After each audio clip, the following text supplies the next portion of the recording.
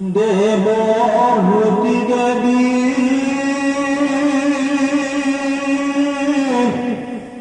কৃষ্ণ পদ সেৱী মুকুতি ভৈলা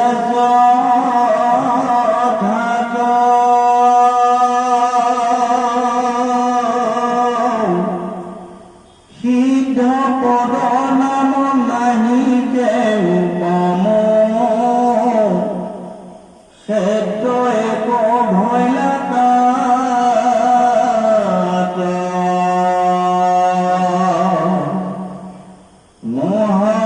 মহাপুণ্যতম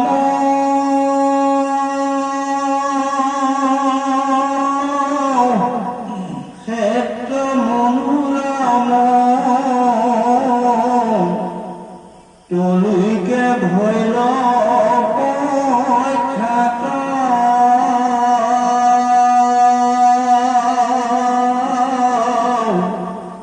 তাত নৰচয়া মৰি সিদ্ধ হয় পাতক কৰি বিঘাত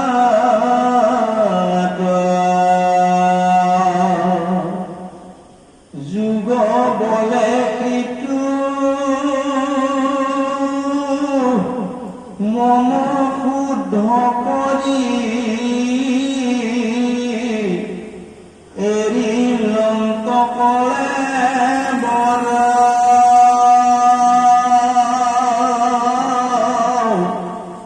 সেই দেহে কাম ভয় লয়ে কনদী নাহি তাৰ পতন্ত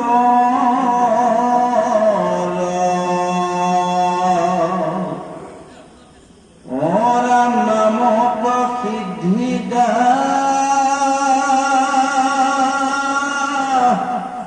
বিনাশে অবিদ্যা সিদ্ধ সবুক সেৱা কৰে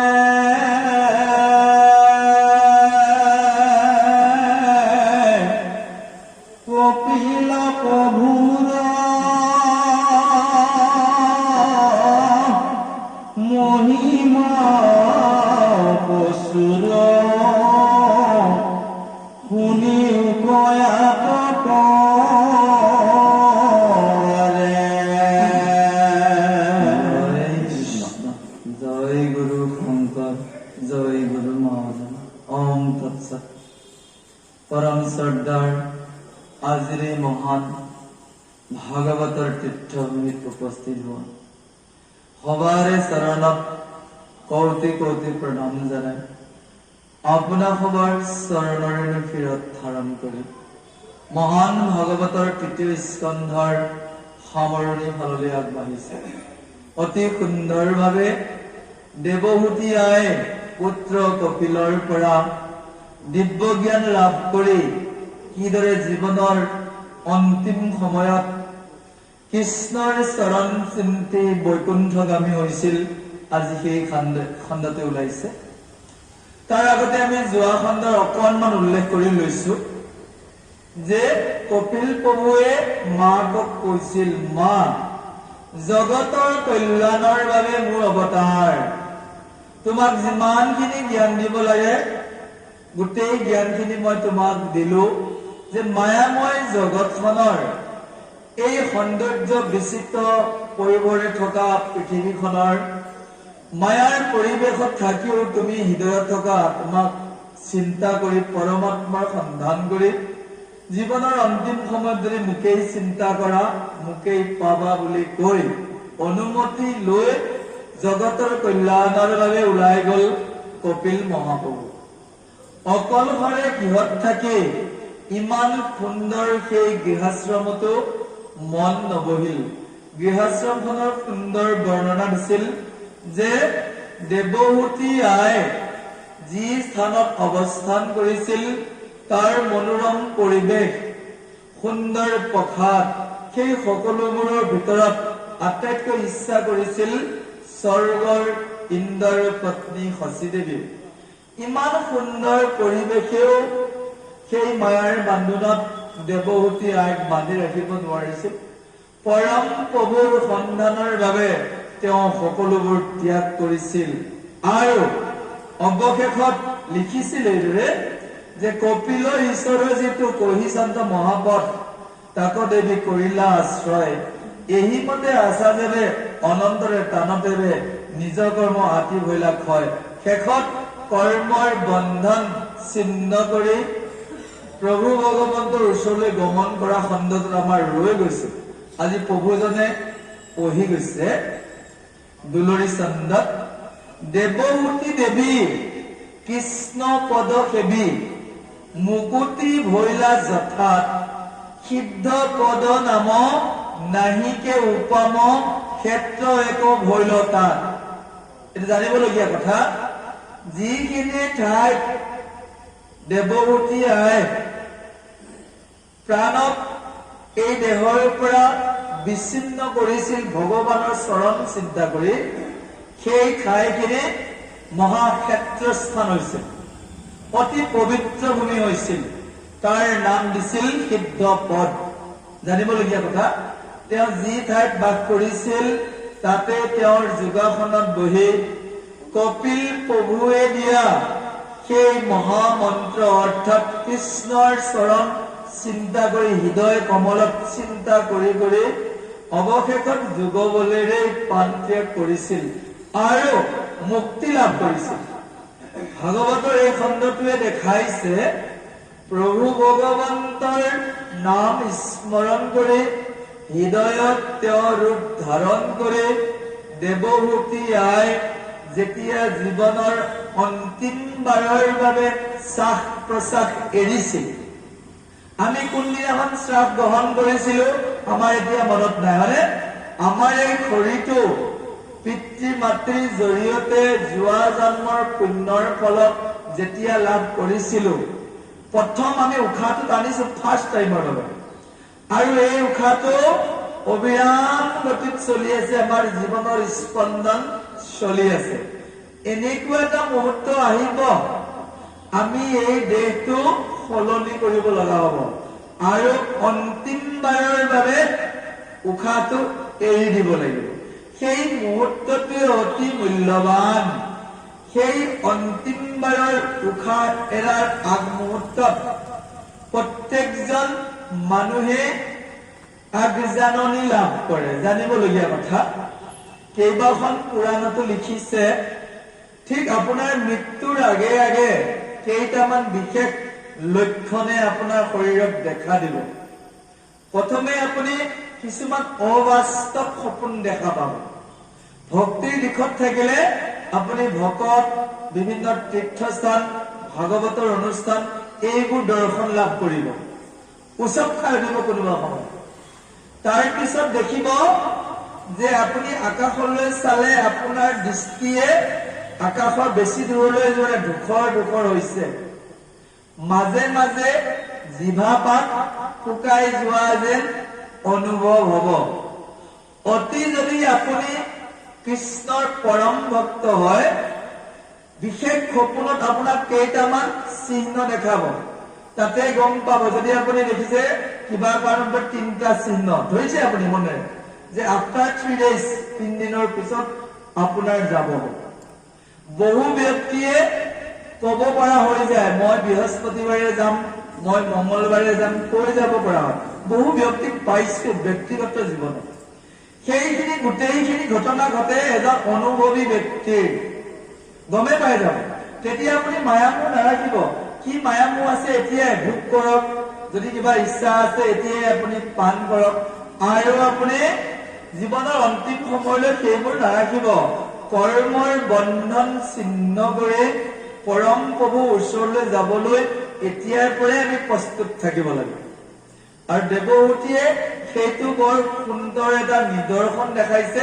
পদটোতে কৈছে কৃষ্ণ পদ সেৱী, পৰম প্ৰভুৰ পঞ্চচিহ্ন থকা সেই পাদ পদ্মত তেওঁ চৰণত চিন্তা কৰি কৰি মুক্তি হৈ গৈছিল। ধৰ্ম অৰ্থ কাম মোক্ষ, যে জন্ম মৃত্যুৰ চক্ৰত দেৱহূতিয়াই কৰিব লগা নহল। তাৰ কাৰণ নিজ পুত্ৰ ভগৱানৰ পৰাই তেওঁৰ সাংখ্য জ্ঞান লাভ কৰি মায়াময় সংসাৰখন যে অৰ্থহীন সকলোবোৰ বুজি পৰম পবিত্ৰ আত্মাক পৰমাত্মাৰ সন্ধানত বিলীন হৈ গৈছিল। আৰু আমি ভাগৱত প্ৰেমীসকলে সেই কথাটো প্ৰতি মুহূৰ্তত স্মৰণত ৰাখিব লাগিব যে জীৱনৰ অন্তিম সময়লৈ আমি আমাৰ ধন জন ঐশ্বৰ্য বিভূতি এইবোৰৰ চিন্তা পৰিহাৰ কৰি পৰম প্ৰভুৰ নাম ধ্যানত ৰাখি তেওঁৰ প্ৰতিমূৰ্তি হৃদয়ত ৰাখি তেওঁৰ চৰণ চিন্তা কৰি তেওঁৰ ওচৰলৈ যোৱাৰ চিন্তা ৰাখিব লাগিব। তালৈ যেতিয়া আপুনি যাব এই মাধ্যমেৰে গৈ দেৱহূতিয়াই শুনিবগৈ, ক'বগৈ যে আপোনাৰ কথা আমি পঢ়িছিলো, অধ্যয়ন কৰিছিলো। যিমান সকল পৰমাত্মাৰ কথা দিয়া আছে প্ৰতিজন আত্মাই বৈকুণ্ঠত স্থিৰ হৈ আছে। কৃষ্ণই কি কৈছে জানে? যে অক্ষৰ ব্ৰহ্ম যোগ গীতাত এই বিষয়ে বৰ সুন্দৰকে কৃষ্ণ কৈছে। ধৰ্ম ভুৱনাত লোকঃ পুনঃ আৱৰ্তিনঃ অৰ্জুন। হে অৰ্জুন, এজন ব্যক্তিয়ে যোগ সাধনাৰ জৰিয়তে গৈ গৈ গৈ ব্ৰহ্মলোক পালেও পুনৰ পৃথিৱীলৈ জন্ম মৃত্যু চক্ৰত পৰি যায়। মাম উপেক্ষিতু কৌন্তেয় পুনঃ জন্ম ন বিদ্যতে। মোৰ স্থান পোৱাৰ পিছত, মোক লগ পোৱাৰ পিছত কিন্তু পৃথিৱীলৈ আহিব নালাগে। এতিয়া কি বুজাইছে? বৈকুণ্ঠবাসীবোৰ চিৰস্থায়ীভাৱে সদায় তাতে আছে। আমিও সেই অবিনাশী চিৰস্থায়ী এটা চিন্ময় দেহ পাবৰ বাবে ভক্তিৰ সাধনা কৰিছো। আৰু শাস্ত্ৰই লিখিছে কোটি কোটি জন্মৰ পিছতহে এজন ব্যক্তিয়ে অবিনাশী সেই বৈকুণ্ঠৰ কথা বুজি পাব। এই ভাগৱত পঢ়ি থকা বহুত ব্যক্তিয়ে দেখিছো, বহুত গৱেষককো দেখিছো, বৈকুণ্ঠৰ ওপৰত বিশ্বাসেই নকৰে। কিয় নকৰে? দেখা নাই। নৰকৰ ওপৰত বিশ্বাস নকৰে। কিয় নকৰে? দেখা নাই। তাৰ সৰু উত্তৰ, আমি বায়ু খাই জীয়াই আছো, দেখিছো নে? নাই দেখা। আমাৰ এটা মন আছে, দেখিছো নে? নাই দেখা। নেদেখা বস্তুকে লৈ জীয়াই আছো। আৰু শাস্ত্ৰই যিবোৰ আছে বুলি কৈছে সকলোবোৰ থকা শুদ্ধ। আৰু আই দেৱহূতিও বৈকুণ্ঠ গমন কৰিছে। কৈছে সিদ্ধ পদ নাম নাহিকে উপাম ক্ষেত্ৰ এক ভৈলা তাত। সেই বৈকুণ্ঠ প্ৰয়াণ কৰা স্থানখনক তীৰ্থ বুলি কোৱা নাই, ধাম বুলি কোৱা নাই, ক্ষেত্ৰস্থান, অতি পবিত্ৰ স্থান বুলি কৈছে। নাম দিছে সিদ্ধ পদ। মনত ৰাখিব যে আই দেৱহূতিয়ে জীৱনৰ অন্তিম সময়ত উশাহ এৰা ঠাইখিনি পবিত্ৰ ক্ষেত্ৰ ভূমিলৈ ৰূপান্তৰ হৈছিল, য'ত উপস্থিত হৈ কোনো ব্যক্তিয়ে মৃত্যুবৰণ কৰিলে তেওঁ বৈকুণ্ঠলৈ গুচি যায়। দেখিলে? নাম ক্ষেত্ৰস্থান। সেই ক্ষেত্ৰস্থান অসমৰ ক'ত আছে? গুৰু মহাপুৰুষ শ্ৰীমন্ত শংকৰে জীৱনৰ অন্তিম সময়ত য'ত তেওঁ উশাহ এৰিছিল সেই ক্ষেত্ৰস্থান কোচবিহাৰৰ কি ঠাইটো? মধুপুৰ সত্ৰ। ক্ষেত্ৰ আছাম, ক্ষেত্ৰস্থান। তালৈ যাওঁতে গম পাইছেনে? সত্ৰাধিকে কৈছিল এখন তীৰ্থ নহয় দেই, ক্ষেত্ৰস্থান বুলি কৈছিল। এতিয়া চাওক, এই দেৱহূতি আই সেই বৈকুণ্ঠ প্ৰয়াণৰ ঠাই টুকুৰা যদি ক্ষেত্ৰস্থান হয়, দ্বাৰকাৰ সেই ঠাইখন, যি ঠাইত প্ৰভু ভগৱন্তই জীৱনৰ অন্তিম ক্ষণত তেওঁ উশাহ এৰিছিল, বৈকুণ্ঠলৈ গমন কৰিছিল, সেই প্ৰভাস তীৰ্থত সিও ক্ষেত্ৰস্থান।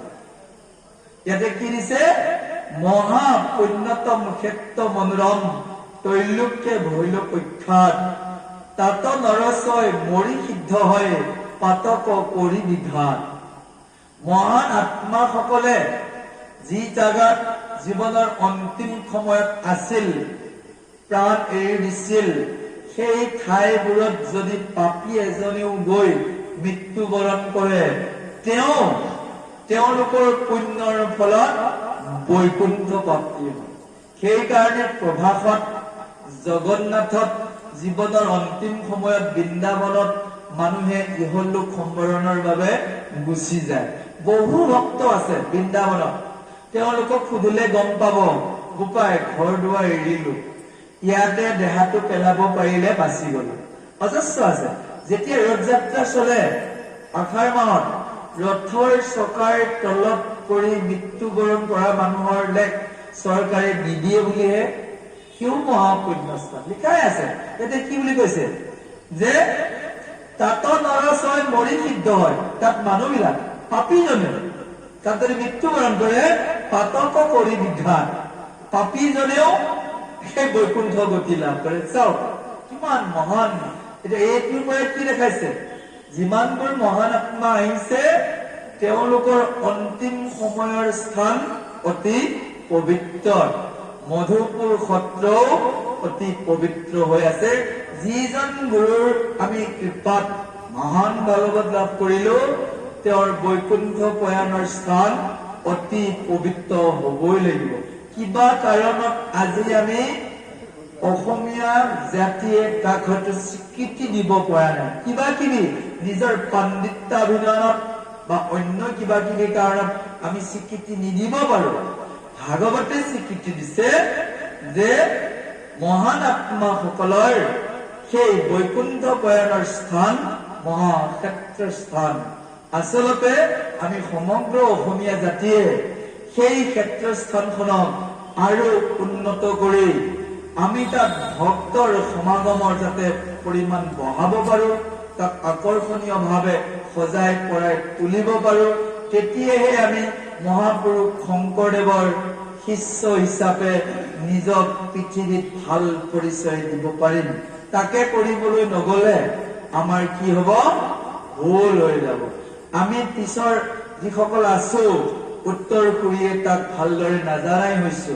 আৰু জানো আমি সেই বিষয়টোতে ৰাখিছো, আশা ৰাখিছো আহি থকা কোনোবা ভৱিষ্যত দূৰদৰ্শী মহান আত্মাই এই কাৰ্য সম্পূৰ্ণ কৰি তুলিব।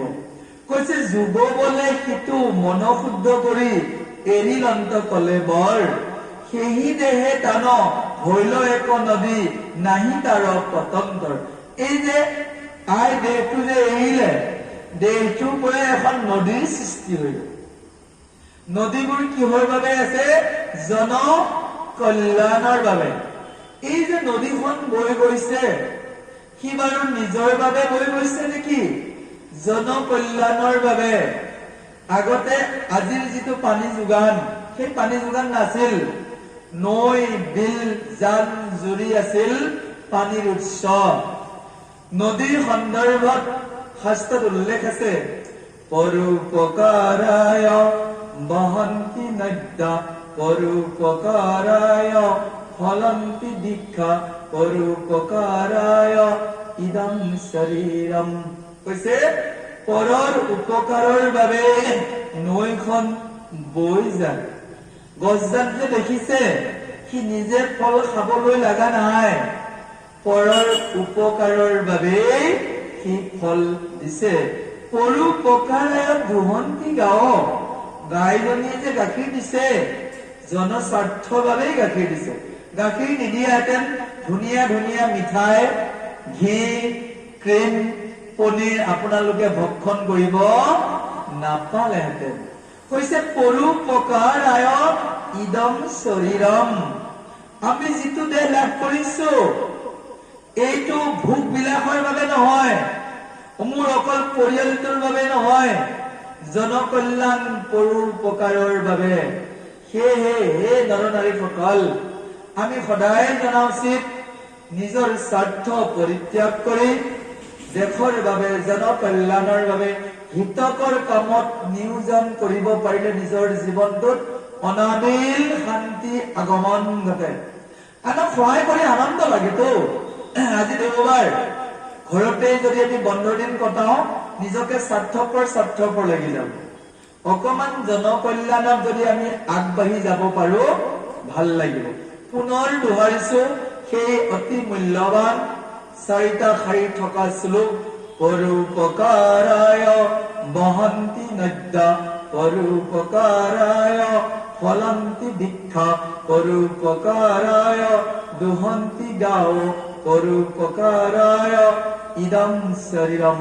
হে মহান সুধীবৃন্দ, পৰৰ উপকাৰৰ বাবে নৈখন ধৰি বৈ যাব পাৰিছে, জনকল্যাণৰ বাবে যদি গাই গাখীৰ দিব পাৰিছে, জগতৰ উপকাৰৰ বাবে যদি গছে ফল দিছে, আপোনাৰ জীৱনটো পৰৰ উপকাৰৰ বাবে অকণমান সময় উৎসৰ্গ কৰিব।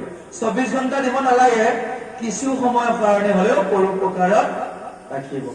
আৰু পৰৰ উপকাৰৰ বাবে, জগতৰ কল্যাণৰ বাবে দেৱহূতি আইৰ দেহটো পৰা এখন নদী বৈ গৈছিল, নাম দিছে সিদ্ধিৰা।